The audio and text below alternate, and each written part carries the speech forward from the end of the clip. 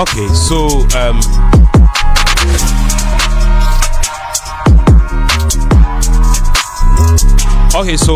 I'm back from that break, and I have my next guest seated in the studio. We've done close to like 21 hours 36 minutes. Okay, your name? My name is Dr. Apaya. Okay. Apaya Gabriel Apuyama. Dr. Apaya Gabriel Apuyama. Okay, tell me about yourself. Okay. I was born in Ghana and raised in the north. Okay. That's Tamale. Okay. I grew up in the barracks. That's the Kabina barracks. Hey, Kabina barracks. Yes, sir. I attended Kabina barracks until my JHS level. And in the JHS level, after I was successful with my basic certificate exam, I proceeded to Central Region. That's in Winneba. I schooled in Winneba Secondary School. So after Winneba Secondary School, I furthered my studies abroad. Okay. To do medicine. Okay, where? Which country? In China. China? Why China? Well, the Chinese are well equipped with all sorts of advanced technologies, and they have competent universities to train doctors. We don't have that kind of university, because I know we have the University of Ghana Medical School, and you think that the Chinese are doing better than us here? I wouldn't say I think they do better, but in terms of infrastructure, they have much better infrastructure than we do. But then we still learn the same content. Okay, it's the same content, but then the infrastructure and then the things they have. So that is the reason why you decided to go to China. Yes. Okay, so now when you train or you go to your medical training in China and you come back, are you allowed to practice here in Ghana?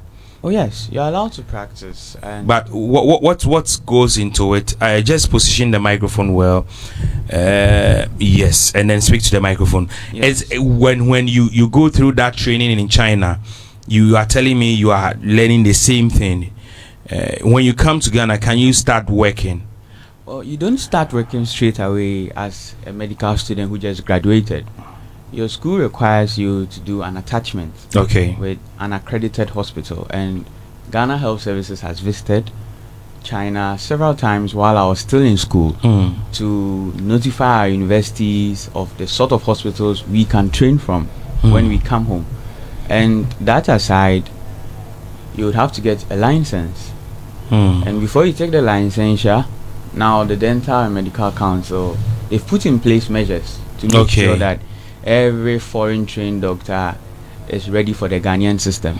Okay. So they've put a mandatory 6 months training in just a few accredited hospitals. Yeah, you speak up for me. Yeah. Yes. So when you go through the 6 months training and you sit for the license, you'll be granted a license once you are successful in the examination. Okay. And you can practice happily in your own homeland, even though you are trained abroad. So you've gone through all of them, and now you are a doctor, a medical doctor. I don't know where your area. Maybe I don't know doctors. Some are dentists, others. So I don't know. What is your area of specialty? Well, I haven't specialized yet, but I do have interest in specializing in psychiatry. Okay. Yes. I would like to be able to help a lot of people who struggle with mental issues. The mental issue is very much ignored because we tend to try to fill our bellies, and we forget that even the bellies need a healthy mind to function in the body. Okay. If you go train in China, what is the language for lectures? Is it in Chinese language or English? In school, fortunate enough, we had Chinese lecturers who could speak English fluently. There were times they have challenges, but we the students also support them. After all, it's not their mother tongue. So we were trained in English language, but then also we were taught Chinese so that we can be in the system and do the right things. Okay, so training as a doctor in China, there is an opportunity for you to learn how to speak the language. Yes. How long did it take you for this medical course you did in China? Oh, it took approximately 6 years. 6 years? That's minus all the hospital attachments. Okay, and you learned how to speak Chinese? Yes, we were actually trained on Chinese in our first year in China. Okay. Yes, about 3 months intensive training. With the language? Yes. So can you speak Chinese? Well, I can speak, but I'm not so fluent. But you are able to write? Yes, I'm able to write some characters. We call it Hangzi. Hangzi, what is that? That's the pronunciation for the Chinese characters. And alphabet as well. Or Chinese don't have alphabets? Sort of. They are different people. Okay, they don't have alphabets. Yes, they don't use the alphabet system. They use strokes, and these strokes come together to form characters. Okay, so you can write some of them. Yeah, I can. Are you able to read? I'm able to read much better than I write. Okay. I'm able to speak much better than I read. Is it difficult learning Chinese? Oh, it isn't difficult. I mean. Okay, so how are you? How do you say? How are you? You say ni hao ma. Ni hao ma. Ni hao ma. Ni is somebody's name here in Ghana. So ni hao ma. Yes. Is Chinese language like French? You see, French, there is masculine and feminine, and that is one thing that confuses me with French. Chinese, is there anything like masculine and feminine? Not necessarily, but I understand what you mean. Yeah. Even I have that confusion, and I'm still studying French. With Chinese, the language is mostly with transitive verbs and then quantifiers. Okay. So, example, I want to talk of a bottle. You have a quantifier like ping. What? Ping. Ping. Ping. Ping. Yeah, it's spelled P-I-N-G, but it's pronounced ping. Ping. So if I say this is yi ping shui. Yi what? Yi ping. Yi ping shui. Yes. Allah. So that's just to say 1 bottle of water. Okay. 1 bottle of water is yi ping shui. Shui. Shui. Water is shui. I'm sure by the end of this interview I'll start speaking Chinese. For certain. Yeah, yi ping shui. Okay. Okay, so now so greetings, ni hao. And then what's the response? 我很好，谢谢。我很好，谢谢. What is that? I'm fine, thank you. Okay. With them, they don't say and you. We say I'm fine and you. Nina is and you. Okay, me na. Ni. Ni is coming again. Yes. Ni na. Yeah, I could give you some basics. Ni is you. Okay, so ni. Okay, so that's why. How are you? Ni how. Ma. Ma. Yes. Okay. And that means how are you? Ni hao ma. Okay, so you learned all these. Yes, we learned all these. We're within a space of 8-10 years. You know, actually, in the space of 3 months. 3 months, you learned all this. The university made sure we could at least communicate and take part in the HSK examination. Okay. Before we continued our medical studies. How expensive is medical education in China and Ghana? Well, I haven't made so much details or research pertaining to the cost to train to be a medical doctor in Ghana, because I got the opportunity to go abroad. But I wouldn't say it's too expensive, because the profession on its own is priceless. You are granted grace to have your own life and save others' life. So when it comes to the expense in medical study, it's not too expensive. Okay. It's not too expensive. It's not too expensive. Okay. Okay, so in a medical class or in a medical school, if someone wants to specialize in want to be a dentist, for instance, you go straight to learn that, or you do general and then you specialize in one? Oh, well, with the dentist, they study the dentistry as a specialty. Okay. And we have the general practitioners. Okay. And then we have those who go on to further and specialize. As of now, I'm still just a general practitioner. I'm looking forward to specializing in psychiatry in the future. That it means you need to do another course to specialize. Yes, sir. Okay. Why is it that doctors, when you write, we are unable to read? Well, I would why say, is it intentional? Like, you don't want us to read. The thing is my medication. Write paracetamol and you can't even read your own prescription. Oh, it's just scribble.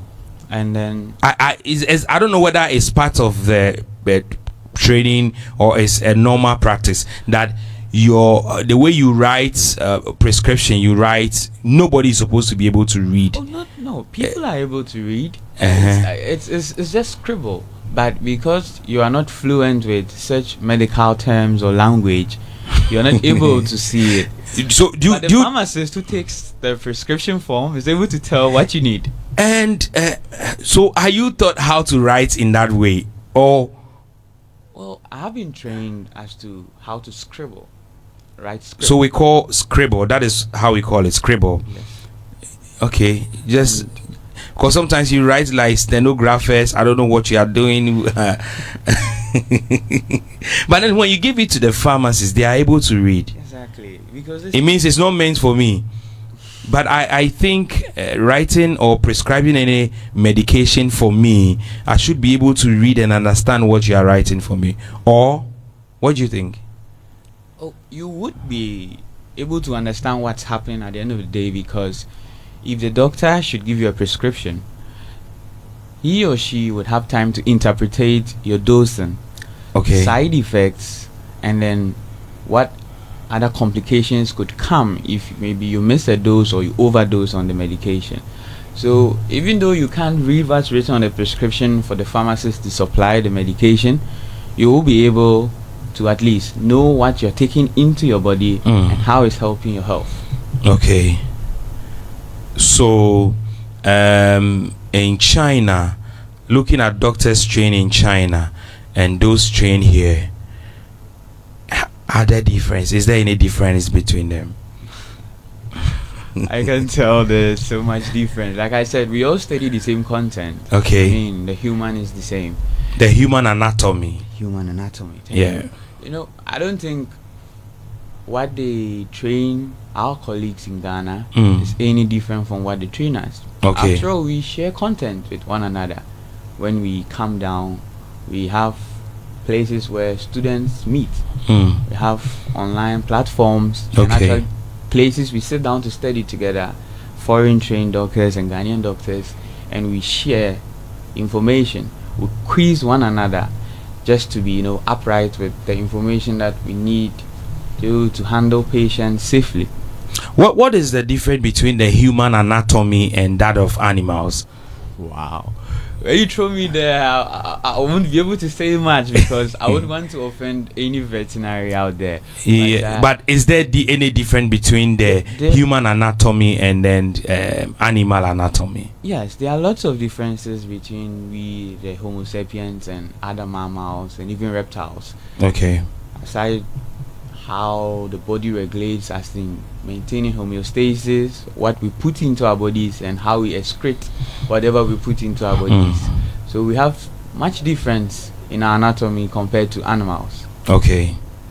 Much different. Much different. Can someone who is specialized with human anatomy take care of animals like a veterinary, or is a special training? Well, it's not advised for someone who is a medical doctor to work on animals as a veterinary. And a veterinary doctor working on human, it's not advisable. It's not advisable. It's not advisable. Okay. You could help because the circulatory systems are similar. Okay. And you could help, but it's not advisable. It's not the training you are given. So you are putting yourself in a risky attempt to save someone when you are not the right person for the job. Okay. Your license to operate or work as a doctor, does it expire? Well, in Ghana, we have the permanent one and then the temporary ones. So if you have a permanent one, you set. But if you have a temporary one, there's a time when you would have to reevaluate it to know if you are fit for duty. So in other words, it doesn't matter. Your license can't be permanent because as time goes on, you need to reevaluate it. Okay. Yeah. But the knowledge is still there.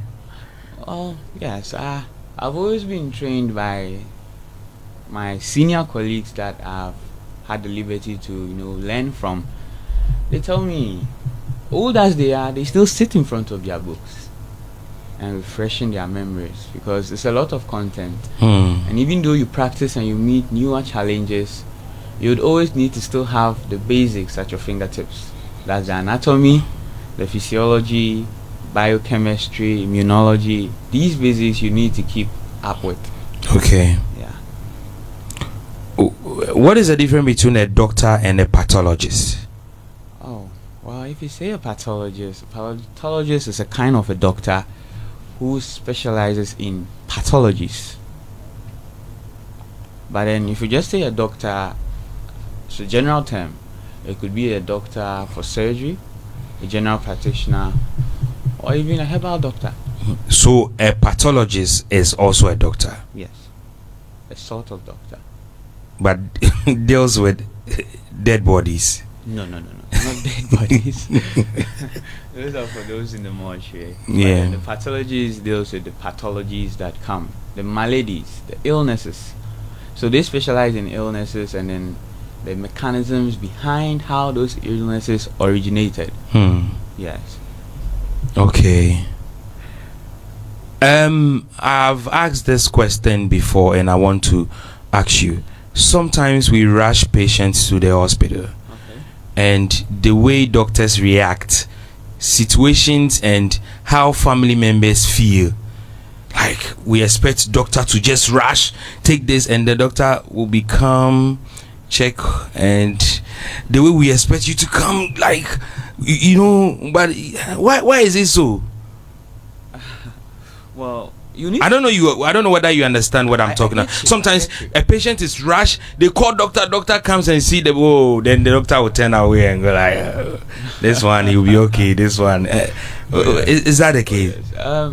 Well, I also used to wonder, but then I came to understand that you can work at your best when you stay calm, when you calm your nerves and you keep your composure and you don't overreact. Because you've been trained. Not to overreact. No. If you should triage a patient and the vitals are alarming, of course there will be some speed to how you administer any medication because you are in a haste. But if you don't find yourself in a situation that is an emergency, of course the family that brought them in are very worried. You are worried too, but as you've assessed the situation, you are well aware of what you're supposed to do to intervene and save the life. So you should keep your calm, execute your duties with the help of your team, and then person is brought back to health. So it's no magic. It's just trying to stay calm and do the right thing. Because when you are not calm, you could make very tiny errors that could cost someone their life. Okay. So you just have to remain calm. How do you feel when you are taking care of a patient and the patient dies or something? Wow. As a doctor, how do you feel? Well, personally, I've never had that experience, and it's something to be worried about. A life is a life. As a doctor? Yes.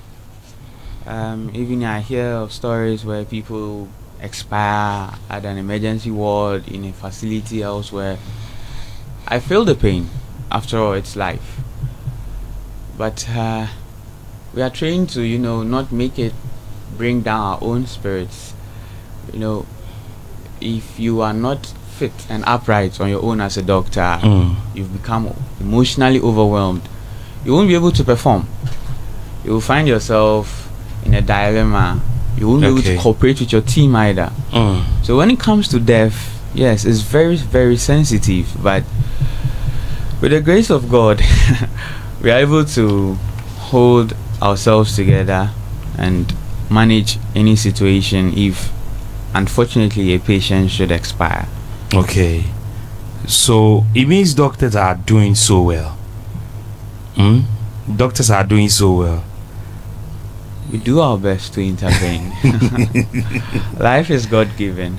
Okay, so how many subjects did you do in the medical school? Wow. I did a lot. Can you name few for me? Oh yes. I started with the basic sciences. We reviewed the physics, chemistry, and chemistry. Physics and chemistry. Yes, we reviewed those in the first year. Then we began to teach us on the anatomy, terminologies, the pathology, the physiology, the medical genetics. Mr. Imano, we did so many. We did so many. Yeah, we did forensics, a whole lot of topics, because it's all part of the together with practicals as well. Yes, that's one advantage of studying abroad. They have so many labs. Histology, for example, we're able to find a classroom where each student has a microscope to themselves. Not here. Well, I haven't been to the labs yet, but I'm not certain it is well equipped as to that level where each student has personal equipment to use and interact with the teacher and have the freedom to use their equipment and study properly. Okay, what is diabetes? We keep hearing diabetes. he or she is diabetic. Yes. What is diabetes? Well, the diabetes is just a sugar problem. Yes. Diabetes, most problems that come with diabetes could be from our own diets. Yes. And then most of the time diabetes ends up giving us terrible BPs. Most patients that come over, we check the BPs and then they have a terrible BP. After a short conversation, realize they have a normal lifestyle. They don't have a lifestyle that should make BPs high as it is. So diabetes as a sugar problem, well, aside the ketoacidosis that could originate, and then the ophthalmic problems, and then also some neurological issues. Diabetes is a problem that we do very well in managing. Okay. Yes. We cannot cure diabetes. Well, not necessarily say cure, but we can manage it and then bring the sugars down to a very optimal level. And you take the person off medication, or? Okay.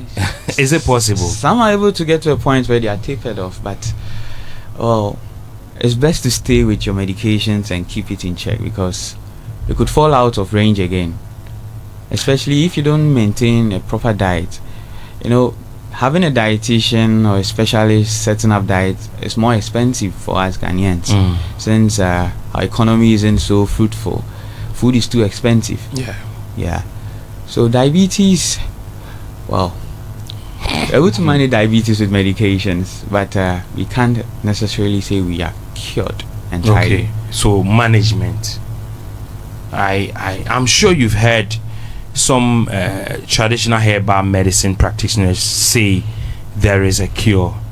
Is it true? Is it possible? Because here in Ghana we keep hearing this. We have a cure, have a medication, can cure. Is it possible? Well, I always advise patients to be cautious with herbal medications.